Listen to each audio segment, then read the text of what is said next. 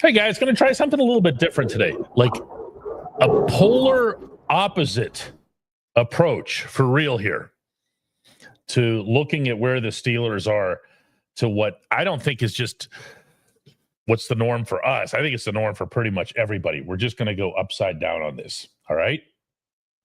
Hi there. Dejan Kovacevic of DK Pittsburgh Sports. This is Double Shot of Steelers presented by FanDuel. Your football team is taking on the Bengals again Sunday. Your football team doesn't dare lose to the Bengals again without Joe Burrow and Trey Hendrickson. Imagine that happening twice in the same season. That's fine. That's fine. We can project all we want. What I want to do today is a little bit different. What I want to do is, instead of going at the coaches, what we all tend to do, myself included, in a loss, because football is more like chess than other sports, because the coaches have more control than in other sports, because the team isn't doing what we would want it to do if we were in charge. Perfect example here. Perfect example. The other night in Inglewood, I'm sitting there, Chris is sitting there in the press box and watching this and going, okay, now's when you run Jalen. Right here. Run Jalen. Just start building up a rhythm here. Run Jalen. And they don't. Your natural inclination is to say, wow, the coaches are really blowing this. And maybe they are. Maybe they are. Maybe it's completely on them. But when Mike Tomlin says, and he did use this word at his Tuesday press conference, when asked about this or that, he would say, what would be the issue on that? What's the main issue? He would say execution. You go to the players and you ask them what's wrong. They're in a little bit of a different context when it comes to answering questions, but they'll also say execution. In fact, a lot of those guys aren't in a position to say anything else if they've had a visibly challenging game. Say, for example, Calvin Austin.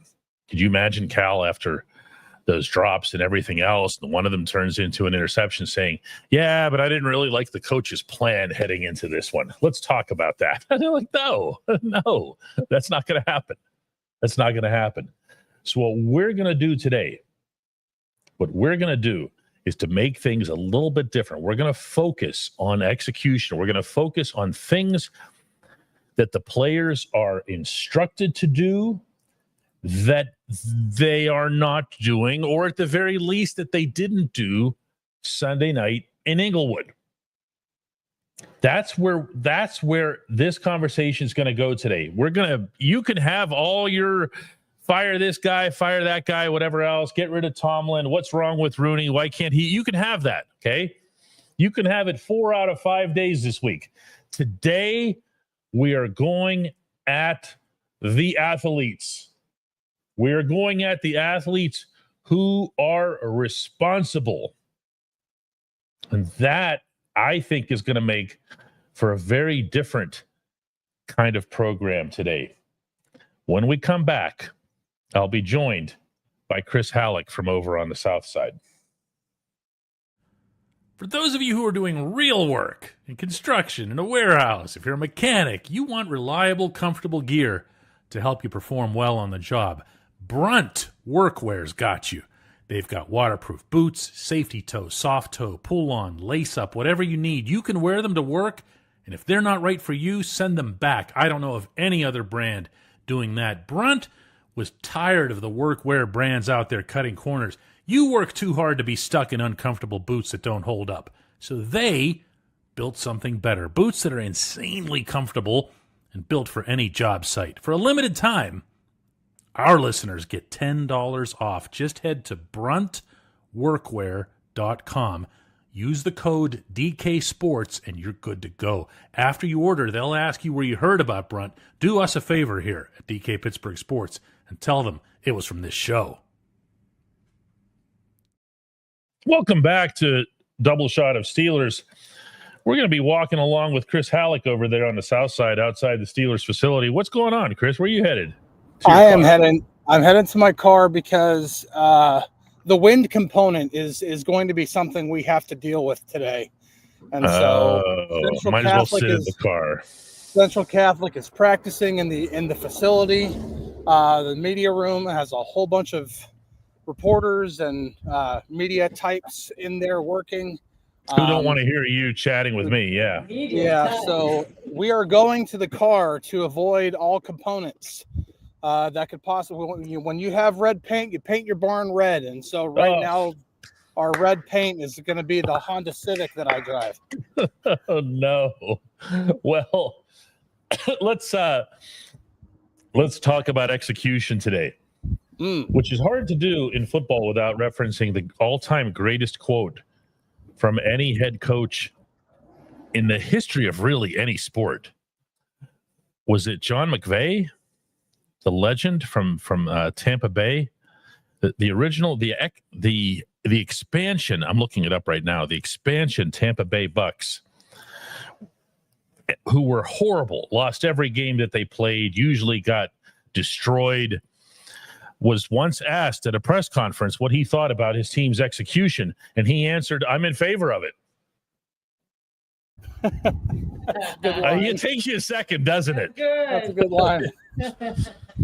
Matt, you talking about losing the room, though, huh? No joke. What did he say? Jeez, really? I kind of thought we had something going on here, Coach. You had the Mick part right. The chat saying John McKay. John McKay is correct. Yeah. Sean McVay might have been a little young for that. No, I said John at least. John McKay is his name. Okay. Yeah, it's the greatest football quote of all time. D. Hart says bad jokes galore. That's not a bad joke, dude. That actually happened. Well, that actually happened. It's really clever, actually. Very clever.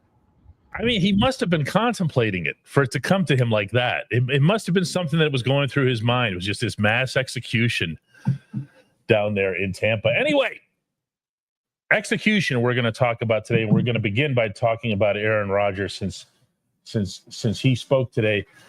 I mean, there were plays there to be made.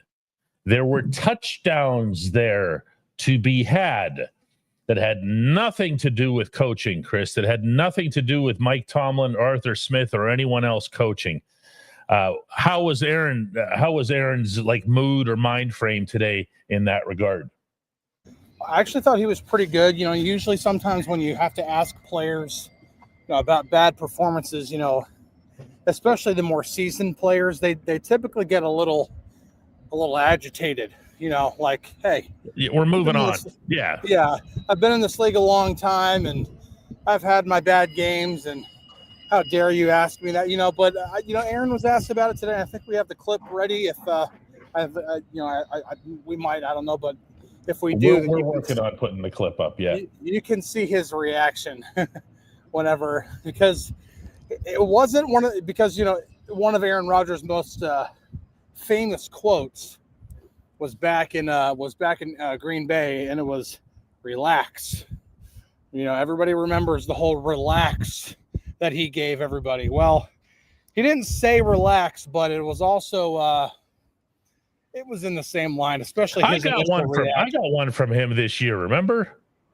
Yeah. Where he was just this, because I asked him whether or not he was frustrated. I can't remember. Maybe some of our viewers will remember exactly the way he put it to me, but he repeated it more than once just to try to really emphasize that it's not the end of the world and everything. But his execution can be infinitely better. Absolutely, I agree. And that alone had zero whatsoever to do with the coaches. So absolutely. So how does a quarterback go from I'm going to throw everything over everybody's head to, especially a guy that's been doing it forever? Imagine whether it's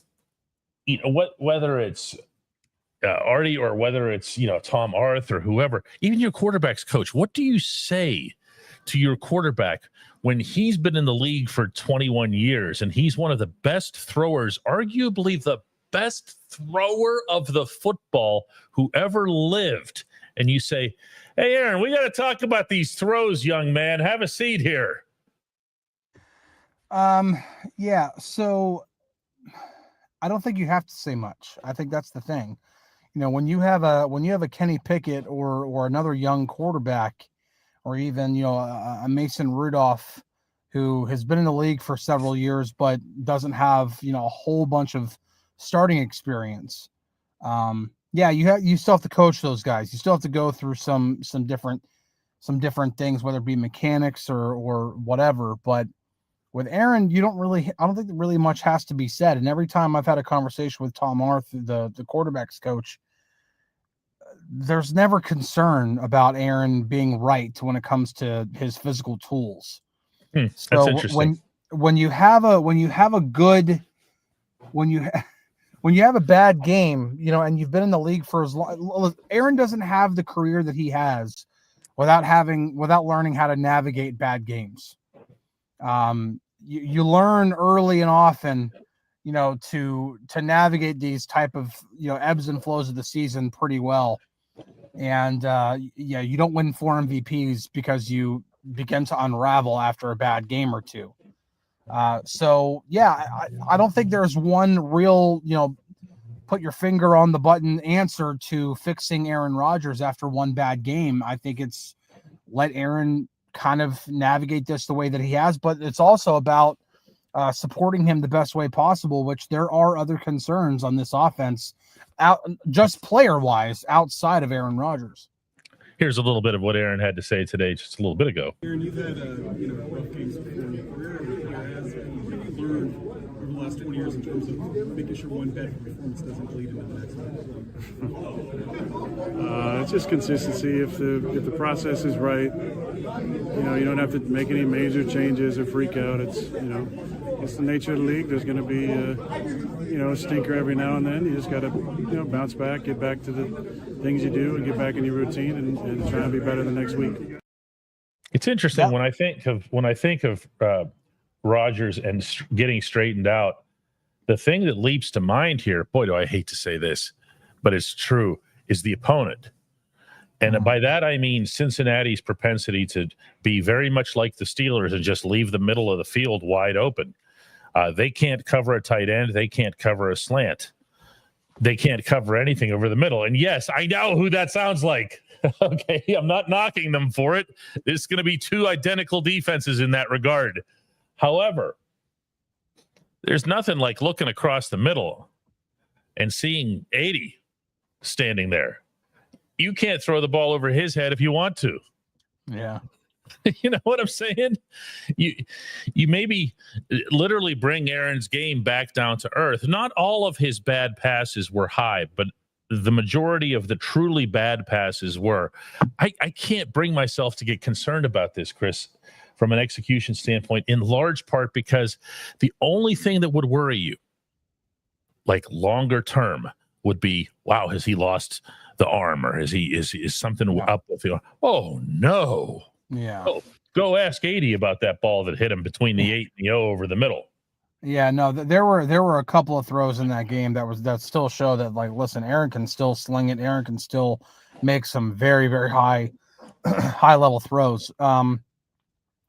I would, the biggest concern that I had from that game was, and having watched the film, and I did a chalk talk on it. It's up on our app and everything now. Was when he was getting pressured early and took a couple hits, he resorted to that. First read's not there, the play's kind of blown up, and then he tries to force things to happen, and he kind of gets into that entire like feeling and aura throughout the rest of the game, even on throws where he's in the pocket and he's throwing from a clean pocket. I think about the throw to Jonnu that was high. That was from a clean pocket. There was no pressure. There was one guy coming off of his right side, but nothing where you would literally call that a pressure. It's a clean pocket, and he just made a bad throw. But when you get into that feeling of I'm uncomfortable, it can affect everything. And so that was the most concerning thing to me. And we could talk about I think the pass protection has to be talked about, but I don't think it's. I'm not trying to pick on one guy here, but I looked at a breakdown of where the pressures are coming from. It's not even close that it's almost always coming from left tackle. No, it's always left tackle. We'll get into that execution in a moment. The Steelers are favored. Excuse me. The Steelers are favored to win this game.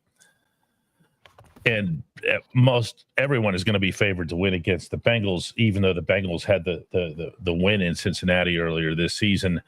If you think the Steelers are going to seal that off, and I'm not really ready to entertain the other option, it's time to check out the latest odds, futures, and win totals on the FanDuel Sportsbook. Lock in your bets today. Whatever your game, the FanDuel Sportsbook delivers the latest lines, futures, and specials so that you can join in on all the action. I'm right about that, right? Though 5.5, Chris? I believe so. I don't think it's changed. Let me double check that really quick. Yeah, I think you're talking about something that. Yeah, still 5.5. Yeah, I mean, I'll go about it this way. And this is something that people who wager for, whether it's for entertainment or for a living, will always take into consideration is the idea of how hard it is to sweep an opponent in the National Football League. For the Bengals to sweep anybody with the season that they're having, never mind missing Joe Burrow and Trey Hendrickson for both games. They have it's really going to come down to, well, that's a different kind of execution, and we're going to be getting to that. Let's talk about Broderick Jones. The problem does not appear to be solving itself. I referenced this in my coverage on the app from Inglewood, where you're seeing some of the rest of the line stabilize. You are not seeing left tackle stabilize. I think right now what I'm seeing, Chris, is from Zach Frazier onward to the right, Mason McCormick and Troy Bautano. You can pretty much count on those guys, not just for reliable pass protection, but one thing I picked up, and you can tell me if you saw something different, was they were really good on the run blocks. Yeah, I thought it was really solid. The Chargers are, they're not the best team against the run, but they still got some players up front, especially on the edges. But no, I thought they did a pretty good job. And again, I don't think Jaylen Warren averages 5 yards a carry, without that kind of blocking. Nothing against Jaylen, but I think any running back averages 5 yards a carry without some decent blocking. That's where he was going. I mean, he'd be the first one to tell you that. Most of his better runs, there was an 11-yarder, I think there was a 14-yarder, went to that side. And that's not an accident. When we're talking about execution, you're looking at the athlete. You can come at me with Pat Meyer all you want because you like the first round pick and everything else, and he's young and all that other stuff, but Pat Meyer's also responsible for all these other guys we're talking about. So you can't have it both ways. The other guys are good just because they're good players. Well, execution has to come into play. Broad isn't executing. Broad isn't getting better. Yeah. And especially now that you're starting to see some of the impact of, Aaron taking hits, literal impact, and seeing how it's affecting his game. I wonder if there isn't a conversation to be had here. I don't mean us. We don't count. Over there in that building where they say, listen, that's enough. Okay, enough. I mean, we gone through this half a season. We're going to snap this quarterback in like a twig before long. We've got to make a change. Got to make a change. Well, they might not have a choice because Broderick did not practice today because of a groin injury.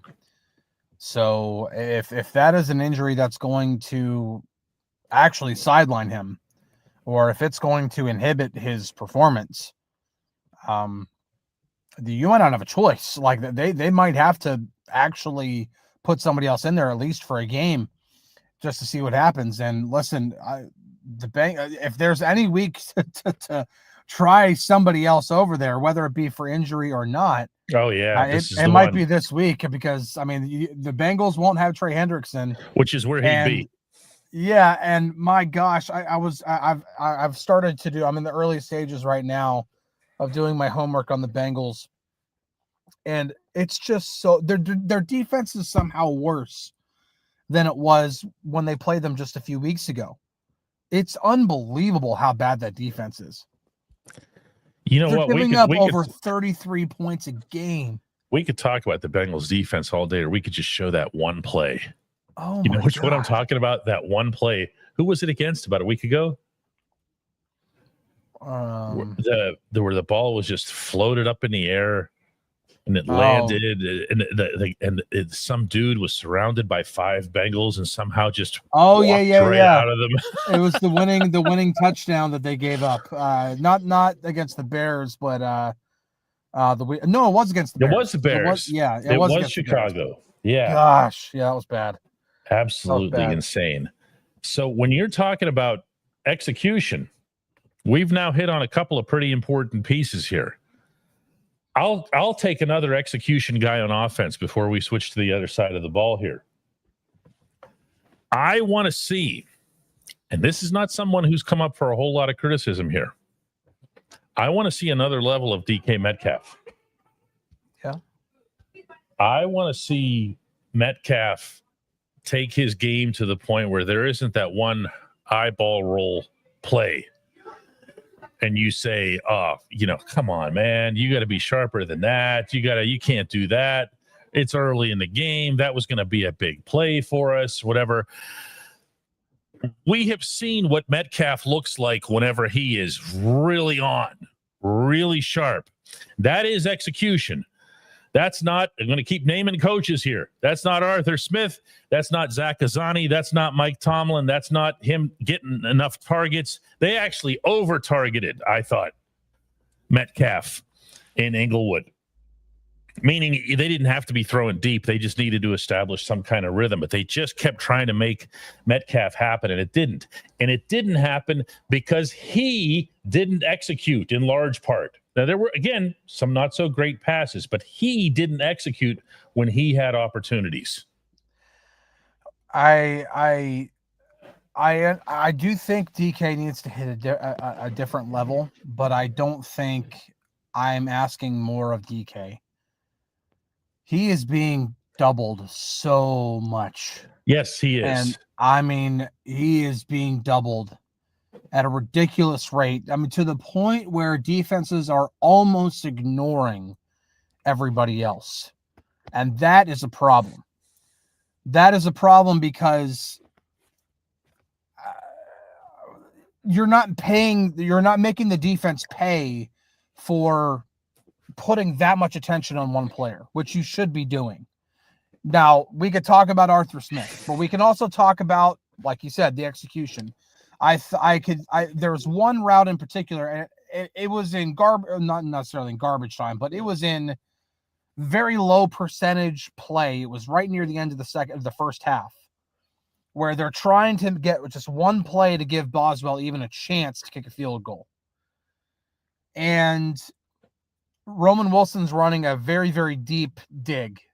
Now, a dig or a basic is literally you run straight out and then you run straight across. And his route kind of did this. And it kind of kept going. It kept bending away from the line of scrimmage. And the throw was lower and incomplete. If he runs the route correctly, the throw is not low. It's up on his face, which is where it should be. And there's a much better chance of it being complete. So there are details that need to be cleaned up from Calvin Austin, Roman Wilson. They've been without Scotty Miller, who I don't think we talk about Scotty Miller enough because he has earned praise from two future Hall of Fame quarterbacks. Yes, he has. And he just returned to practice as a full participant today with a finger injury. He's going to be a guy. He's going to be a guy Sunday. I believe that. I'm seeing a lot of reaction here, negative reaction in the comments to my even bringing up Metcalf. Hey, listen, he's a number 1 wide receiver in the NFL. When we're talking about, I'm not going to compare people to Jamar Chase, who I feel is the best receiver in the NFL. Certainly top 2 or 3. I mean, absolutely. But if you're a number 1 receiver in the NFL, you have to beat these types of defenses. It's actually part of the job. Yeah. Okay. It's part and parcel of what your work is. Now, can you get schemed open a little bit better or whatever? Yes. Can you create more separation, as Chris Dolnak brings up here? Also, yes. Okay, today is about executing. His double teams and everything else don't force him to drop the football. And he's had plain old drops. That's all I'm talking about here today. Yeah. All I'm talking about today. We're going to flip to the defensive side here. When you're talking about execution more than anything else, you're talking about players who are put in the right spots, which doesn't always happen. But when the players are in the right spots and they have the capability to make a play, they aren't making them. Now, I understand that a lot of stuff happens to TJ Watt. We're going to start with TJ. A lot of stuff happens to him on the field. He is chipped. He is doubled. He is whatever. I also understand, having covered the man's entire career, that I never used to talk about that stuff with him. Okay. Why is that? Just saying. TJ used to be infinitely more threatening to the game as a whole. There was nothing anyone could do to prevent him from destroying their offense on a week-to-week basis. And it didn't matter who you were. I have a memory just pop into my head right now of TJ in that interception in Kansas City. I think it was a playoff game. The Steelers ended up getting destroyed. Okay, but it was right below the press box. I remember. I think it was the 41-7 game, and he was the 7 or something to that effect. But I remember thinking to myself, even they don't. Even the Chiefs and Andy Reid and Patrick Mahomes and all and Travis Kelce, they didn't have an answer for TJ. That's not what we're seeing right now. And we're not seeing TJ get close and go, oof, almost had it.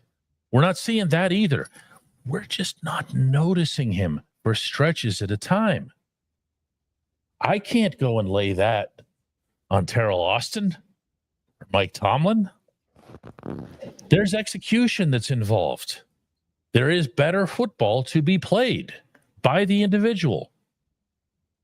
I think TJ can hit a better level, but I think you also begin to wonder about is he as explosive as he used to be? Because while he has a decent amount of strength for sure, he's not been known forever to be this bull rush guy who's just going to run tackles over. Right? Mm-hmm. Yeah, but if he's not getting off the ball nearly as quickly as he used to, and he's not going to win around the edge nearly as often as he used to, so that means and then sometimes is he being asked to do that? Like for example, I talked about it, going into that Chargers game. Sometimes your pass rush isn't about trying to get a sack; it's about collapsing everything in on the quarterback so he literally has nowhere to go.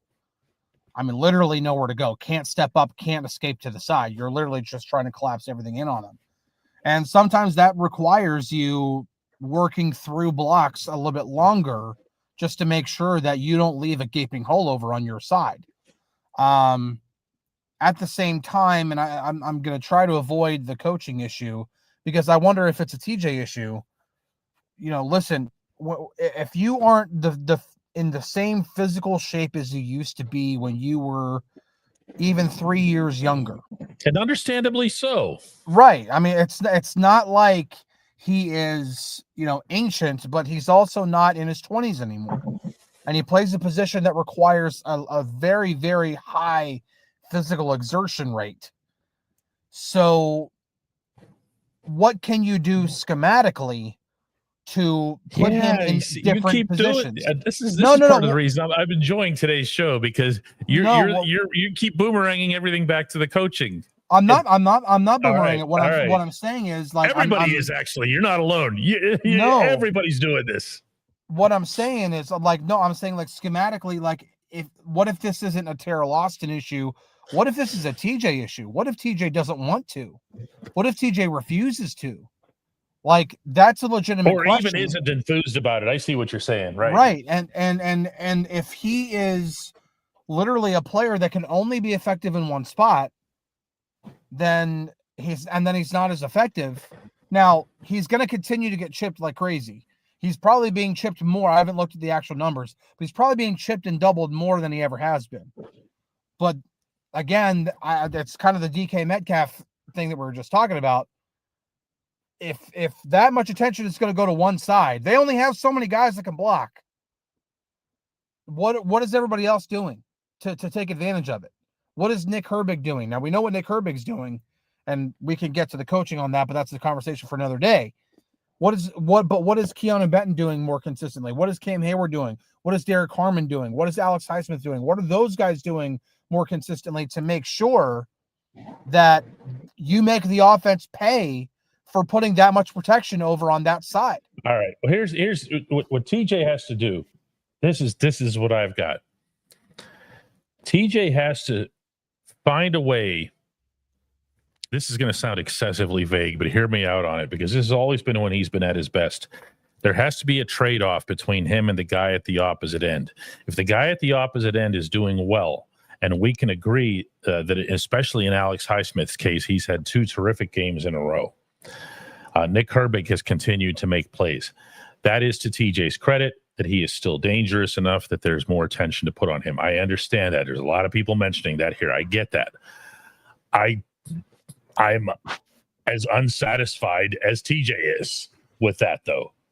He has to be able to get back there. He has to find whatever the enthusiasm or whatever it is that he needs to conjure up to be able to move around and to be effective. And if he's holding, then he needs to, if he's being held or whatever else, then he needs to splatter himself all over the field, take the equivalent of hockey dives, do whatever to make sure that that's being pointed out. Okay, everybody's coming to TJ's defense here. I see it. It's not TJ. It's not TJ. It's not TJ. TJ can do better than he has from an execution standpoint. He would agree with me on this. Okay, I would still look at other players on the defensive side who can be better. I'm going to give you an example of someone who I think has been good and isn't necessarily getting appreciated for it. I think Cam Hayward has continued to be very good. I think the run defense has been solidified for a while now. Cam is still getting to the backfield. Cam is still getting his PDs. He's getting his PDs when, the Steelers are behind and you're already mad. But his arms are up and he's making plays. I like what I've seen for the most part of the defensive front. I definitely like what I've seen from the other edge rushers. Secondary is kind of tough to pick on because they've had so much attrition. Yeah, I mean, it really is. But and we have a hard time calling on execution there without dabbling into the schematic issues. You do and you don't. Yeah. I think when you look at Joey Porter specifically, Joey's in for a challenge. Oh, yeah. Of course. Okay, this week, regardless of where or how they line up or how things are handled between Jamar Chase and T. Higgins, the whole secondary is in for an immense challenge. They could get, and I don't think I'm stretching it when I say this, they could get just smoked off the field again by those two guys. That is not some outlandish, fantasy here from the Cincinnati perspective. Those two guys do it to almost everybody. Mm-hmm. And why wouldn't they do it to this group? Unless the Steelers can somehow succeed in getting back to Flacco. And even then they get to Flacco. Flacco gets rid of the ball in 0.111 seconds. I think where Joey is concerned, again, exempting any and all coaching variables and schematics and everything else here, has Joey turned himself this season into this, island level corner that we had been thinking about and talking about going back to this summer? Remember, it was supposed to be Joey and Slay and Jalen Ramsey, and you rotate and everything else. Now other stuff has happened. Slay's in concussion protocol. Ramsey's moved to the safety. So all of that is pretty much out the window. But if you could still take Joey and put him on a receiver and say, Own him. All the stuff that we were talking about with Joe, going back to his rookie season, including when he was on Metcalf in Seattle, where you just say, go get him, Joe. Go get him. Has that player emerged? Has he become a star in the league? I don't think he's become a star, but I also think that fans are way too hard on the guy. Listen, I was just looking at, when we were pulling up, we're talking about like sacks and everything. I pulled up the Steelers team stats, and I was just blown away by the Steelers having 12 different players who have a sack this season, which is kind of funny. Yeah, it is. But then I'm looking, and then you started talking about Cam Hayward batting down passes, and I was like, oh, I wonder where he is on the team in terms of batting passes down. And I looked, and Cam Hayward is second on the team, tied for second on the team with 6 passes defensed. Joey leads the team with 10 passes defensed. 10. Okay. In 6 games. Continue the thought. Okay. If you run up 10 PDs, what's happening to you? You're getting targeted. You're getting targeted. Which means you're covering the receiver usually a receiver that's going to be of high. Or you're getting picked on. Or they're throwing your way because they're sure you're going to have a flag thrown on you. Now, the one perception area where I'll come to bat for Joey is that he gets flagged unfairly because the officials have just decided that he's a problem. But he also hasn't had anywhere near as many flags as what people think. He has not. I think he's got 4 for the season, and he had none in the first few games. So as much as he tried to get that, to get that label shaken, I think it was actually in Cincinnati that he started piling up the flags again, that's also a Flacco trademark. Yeah.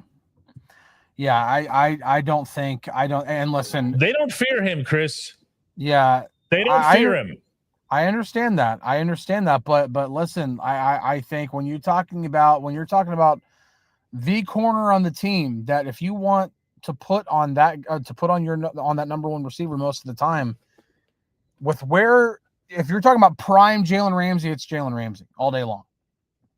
But with where Jalen is right now, and with what you need out of him right now, which is to play safety, Joey's the guy. Joey is the guy who you should be putting on there. Now, I used to be of a proponent to use PFF's like passer rating tracking against, until this season, whenever I started seeing them charge touchdowns to guys who are not responsible for coverage. So I completely ignore that now. So don't come at me with, Joey has an X whatever passer rating against, from PFF. I don't trust it. I can only test what I see with my eyes, and what I see with my eyes a lot of the time is man-to-man. He's still very, very solid.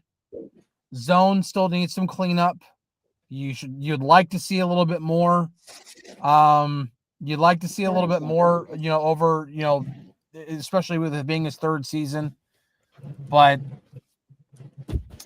I still think he's a solid corner, man. I really don't. Okay, yeah. So what I have here, and the reason, if you look at me shaking my head repeatedly as I'm looking at these comments, because you guys can't do it. You guys can't do it. I'm not picking on you here. I'm not trying to hot take you here. I'm not trying to trigger anybody here. But you can't do it.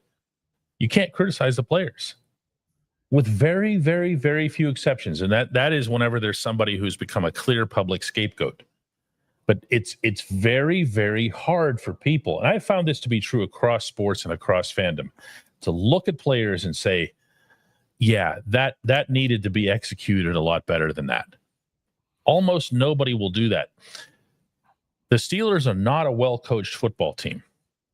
The Steelers are not executing things at field level, at individual levels, the way that they need to. Both things can be true because both things are true. This idea that it's all on this or all on that. No, you got to think about what's going wrong here. And what's going wrong is that a football team with a bunch of names, a bunch of reputations, or if they were younger, a bunch of expectations, hasn't hit on any of those. Realistically speaking here, hasn't hit on any of those. Skunkworks says All hands are in the pile. I don't know if I'd call it a disaster. I mean, 5-4 in first place. I don't think of this season as a disaster. I think of a season where 2 weeks ago you knocked off the number one team in the NFL convincingly as a disaster. But I do believe that there needs to be more of a look, including from the outside, at the plays that don't get made. Instead of just saying, that guy, I saw somebody else here denying that the rest of the offensive line has gotten good just so that they could continue ripping Pat Meyer. I'm sorry, you're just not watching the line. Said that, I'm not going to find it now, but it said that Zach Frazier, Mason McCormick, and Troy Fautano, I mean, he might have omitted Frazier, but the two guys on the right stink. They're no good. You're not watching it. You're not watching it. No offense, my man. You're just not watching what they're doing. That's not an opinion I'm expressing here. You're literally not watching them. And because the desire is so strong to go after the coaches. Brandon Echols, really bad game. It was a bad game. Brandon knew it too. I tried to talk to him afterward. I actually played the audio on on the Daily Shot podcast. It's close to unlistenable just because of how uncomfortable he was. Believe me, I didn't torture him. Once I realized where we were heading, I turned it off. Yeah. He could barely speak. He's not thinking about Terrell Austin or Mike Tomlin or where he was assigned or what he was to the defensive side, what Cal was to the offensive side. This is execution. They didn't tell Brandon Echols, hey, that guy that we have you lined up across there on the line of scrimmage, let him run right past you, dude. Wish him well on his way to the end zone. Yeah. Hand him a little good luck card on his way by. Yeah. They didn't say that to him. Really quick, I just looked it up. According to the NFL Next Gen Stats, Joey Porter Jr., in terms of tight windows forced, is 24th out of 199 defensive backs. That's pretty good. I mean, when you talk about, so it's not just passes defensed. When he's being targeted, he is forcing a tight window at the 24th highest rate of the 199 qualifying defensive backs. I mean, yeah, Joey is. I don't think Joey has been bad. I don't think the Steelers have a lot of bad. I don't think anybody thinks he's bad. No, I mean, but there are some people saying that he's not like good enough to be that type of a corner, and I disagree. I just disagree. I think he can absolutely still be that kind of a guy. There are still things to clean up, no doubt. He's still a young player. He's in his third season. Why are they going to JPJ so much? Because he's constantly covering one of the team's number one receivers, especially since Jalen moved to safety. But even then, whenever he was playing nickel, look at the receivers he's going up against. Look at the receivers he's having to cover. Those aren't receivers that quarterbacks don't want to target. Those are receivers that quarterbacks want to get the ball in their hands. So, and again, it does, like, there's this, so is 24 shutdown corner. It doesn't have to be you're either on this side or you're on this side, and there's no in between. Yeah, it's not Darrell Revis or bust, and I don't mean to be portraying that either. Okay, Darrell was special. He was special for a reason. What I'm looking at here more than anything is, and I hope the broader point has been made today, at least think about what the players are doing. We're not going to agree on that. You can see Chris and I don't agree on some of these. We don't agree with some of what you're saying and back, but at least we're talking about it. At least we're having the conversation instead of just saying, coaches, coaches, coaches, coaches, coaches. We've done this week 2 full days of coaches, coaches. Today was players, players. And this team has another level to achieve. All of it. I think we can agree on that. I know there's a sentiment, well, they just are who they are. I think we can agree that this team has another level. And I'm going to throw in one more variable in this, and that's the intangible. For whatever, to whatever extent, the intangibles were credited for what happened against the Colts. You can either give the credit to Jonnu Smith and Jalen Ramsey for their little speech that they had the night before. You can give that credit to Mike Tomlin for having put those guys into that position and understanding what his team needed when it needed it. You can do this thing in advance of Dublin and say, hey, you could do the same thing in advance for what happened in advance of Dublin and say, listen, Tomlin gave a great speech and whatever else.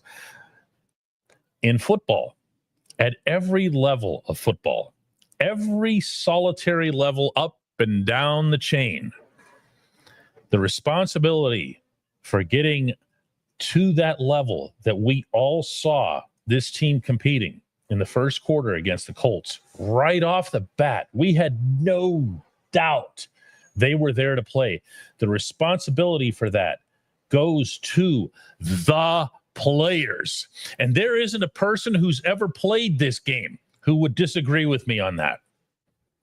Coach can be the guide and whatever else here, but ultimately you're the one that takes out what you're doing onto the field. You're the one that takes your attitude out onto the field. The players did that. Give the players credit for that against the Colts. They didn't do that in Inglewood. They didn't. We didn't see anything in Inglewood where you were like, whoa, it's going to be 2 weeks of this, huh? Wow, here they come again. We didn't see that. We didn't see that. No, it was a different energy. It was a different. It looked like a different team. I mean, even on the defensive side of the ball. And listen, I think the defense deserves the credit for playing, I thought, pretty well against that Chargers offense. I mean, they kept a lid on Herbert except for one play in terms of being able to extend the play and really get any kind of backbreaking yards. There was one time he escaped and really didn't even escape. He just saw man coverage and exploited it. But there was one time, and then that was it. They kept a lid on him. They kept the offense in that game for a long time while the offense continued to struggle until they pretty much ran out of gas. So I thought the defense actually played really well, but it still wasn't the same energy. It still wasn't the same fight that we saw. We usually that kind of stuff is pretty tangible. You can see it and you can kind of feel it, and we didn't feel that.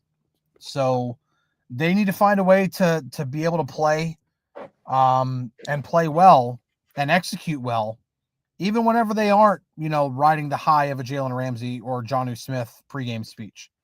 We kind of talked about that yesterday too. They've got to find a way to be able to execute plays on a more consistent basis, regardless of how they're feeling that day. And because other teams get that done more consistently. And the biggest issue we've seen with this team is that they have been doing a lot of this. There's not a lot of kind of staying in the middle, and the highs and lows are, not that far apart. They're either up here where they're dominating the Vikings and the Colts, or they're down here getting, absolutely, bombarded, by short passes from Joe Flacco and the Bengals, or, not able to do anything on offense against the Chargers. I mean, there's no in between right now with this team, and that's pretty alarming. The last question for today. We'll go to Samson here, who says, is it time for Troy Fautanu to move to left tackle and Big 80 to go to right tackle? No. First off, you've been drafting real high for your tackles for a bit now. Troy is succeeding at right tackle, contrary to what the dude earlier said. The last thing you want to do is mess with that. You can dismiss the entire remainder of the argument and just make that your counter. You're not touching Troy where he is. Left tackle, first off, Darnell wouldn't just be able to snap his fingers and play left tackle. There's a lot more to the position than just saying you're good at this. Okay. I think they have to. I do think that they either have to make a change over there, and there aren't really changes to make. What are you going to do? Put Calvin Anderson there? You know what I'm saying? After Cal's been totally unused for the better part of a couple of years now, I do feel like you almost have to go back to something along the lines of what we saw in Dublin, which is the 6-man front. But then who's going to do that? They had Andres Pete out there for 2.5 minutes. Not even that, right? Yeah, well, the good thing is Sayamalo at least commits was a one limited false start. He's gone. Was he? Okay. Yeah, well, Sayamalo was back at practice today as a limited participant, but it's still improvement. So possibly Sayamalo comes back and he's able to play. That would be a nice addition for sure. I'm gonna say this as often as I can, and I might just invest and buy the billboard to put on the top of actual Mount Washington. Darnell Washington is not switching to tackle. If I have to hear about it, I'm going to question where you're getting your Steelers information from. Well, he himself told me after the preseason game, I think where were we? Atlanta or something? I don't remember. Or Jacksonville. It might have been Jacksonville. He said that that's something that he hasn't ruled out for further down his career, but it's not going to happen in the current trajectory at all. And the Steelers the Steelers are not considering asking him to move to tackle. Nor should they. No. So even if he is open to it, and I'm sure he would be, because those left tackle checks will be a lot fatter than the tight end checks he would get. He's aware. Yeah. that came up in our little talk. So that doesn't surprise me at all. But it's not happening. No. It's not a solution in the short term in any capacity. It's not likely to happen soon, whether it's in Pittsburgh or elsewhere, because you would be taking a skill off of his list, and he's not interested in that. And he would actually have to be interested in that. And he'd have to be invested in it. He'd have to be all the way in with it, because you're telling him, hey, we're never going to throw the football to you again, unless you want to just call him, tackle eligible off of every snap, which I guess would make for a real threat. The last remark for the day comes from Mark Cunningham. Says Joe Flacco has been a Steelers problem ever since his rookie year. Some players are Steelers killers, and Flacco is one of those guys. Flacco, has been in the division for 100 years, so it's going to feel like that. Flacco's had his days against the Steelers. The Steelers have also had their fair share of days against Flacco, and I think those get forgotten as well. Don't forget that the Steelers and Ravens have this remarkable arch rivalry, and that is the proper term for it, meaning there's only one of those. It's so balanced and separated by 3 points for 30 years now for a reason. That means that they've won their share against him too. Flacco isn't what he showed in the game in Cincinnati. They can do better against him. They can do better against him. And while I do think in the grand scheme of things that Joe Flacco is a better quarterback than most people probably think he is or evaluate him to be over the course of his entire career, I've never really thought of him as a Steelers killer, because I can't forget the moments or I won't say moments, the entire 2008 season in which the Steelers beat the Ravens all 3 times, including in the AFC Championship game, which might have one of the most iconic Steelers plays of all time, in which Polamalu picked off Flacco in that AFC Championship game to return it for a touchdown to put that game on ice. I also can't help but think about Polamalu blitzing off of his blind side in Baltimore, and with that late fumble in that one game. There have been plenty of plays and moments in games in which the Steelers have also owned Flacco. But that's what happens in a really good competitive rivalry that includes 2 very, very good, competent franchises. And that has been the Steelers and Ravens for a long time. So there have been Flacco where he's had his moments, but the Steelers have had plenty of theirs as well. Yeah, and they really need to have one of those on Sunday. I know that goes without saying, but my goodness, that can't happen twice. No semblance of that can happen twice. Guys, appreciate you being with us. I know better than to ask for anybody to download the app or the support or any of that stuff. We're going to skip all that today and just go about our merry moping way. That's where we're at. We're all unhappy right now. Everybody's unhappy. The team is bad. We're bad. Everything's bad. Unless they beat the Bengals, and then maybe the bad will just go on reprieve. Sunshine and rainbows will start creeping through the clouds above the North Shore if they win again on Sunday. Oh, I don't know about that. I don't. Do you think so? Really? No. I think if they go into Chicago, if they win that game and then they go into Chicago, which is a place that they never win for some insane reason, given the quality of that franchise. But they never, and there's nothing but bad memories out of there. Soldier Field, the whole Alejandro Villanueva thing, the anthem flap and everything is just so bad.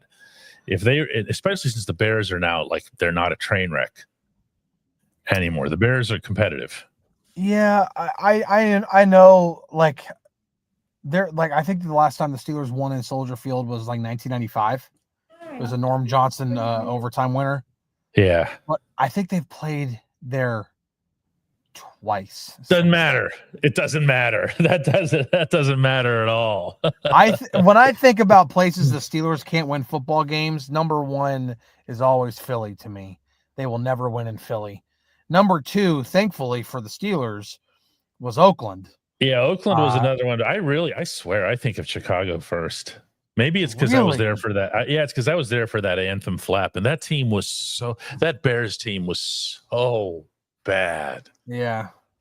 And it just, and the Steelers had all this offense and they couldn't make anything happen. And then afterward, they're all discombobulated and running for answers. And why did Alejandro go out there by himself? What was that all about? What's with Ben standing at the top of yeah, that was just a great big mess. All right, guys, listen, we'll hook up again. Tomorrow. Go download the app anyway, even if you're in a bad mood, and email me, DK@DKPittsburghSports.com. See you guys.